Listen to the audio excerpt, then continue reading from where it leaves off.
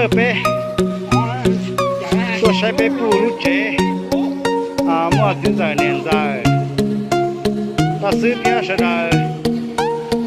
mua cho nè đã lâu cho nè lâuแล้วเสร็จตัวbé tôiไปหาลงเราไปตัวไปปูลูกเจเลยไปอยู่ตัวมื่อเนี่ยมื่อเจ้าว่ากินลูกเสียเราไปปูเลย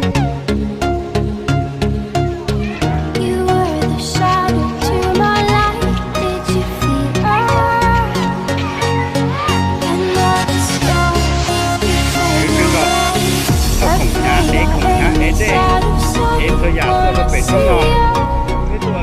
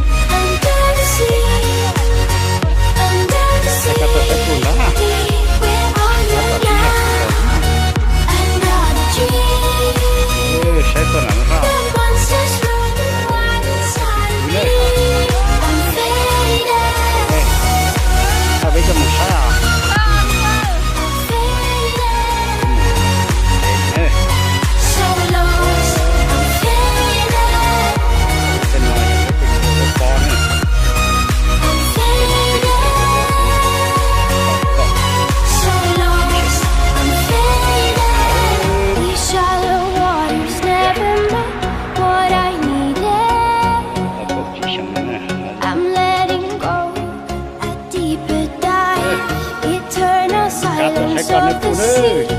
I'm breathing alive.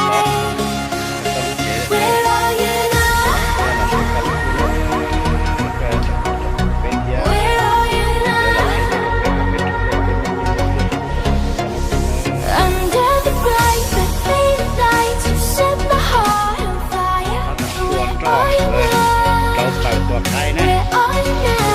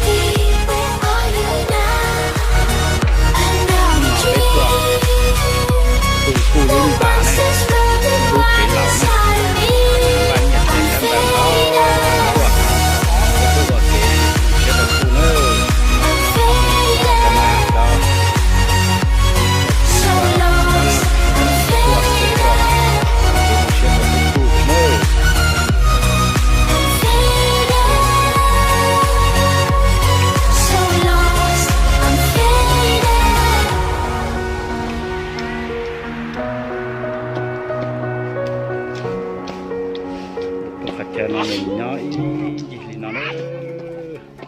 cái tờ kia nó sẽ được phun nữa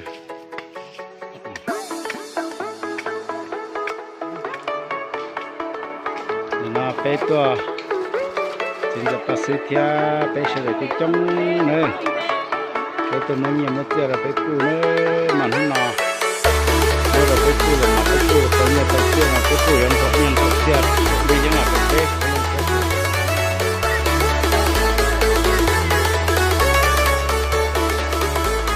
nó đấy, cái này tôi vừa, tôi chắc sẽ là sinh viên đấy, cho nó tôi phải học phụ nữa, là cần đó là phụ, là yếu tố nó, là tao, là sai chuẩn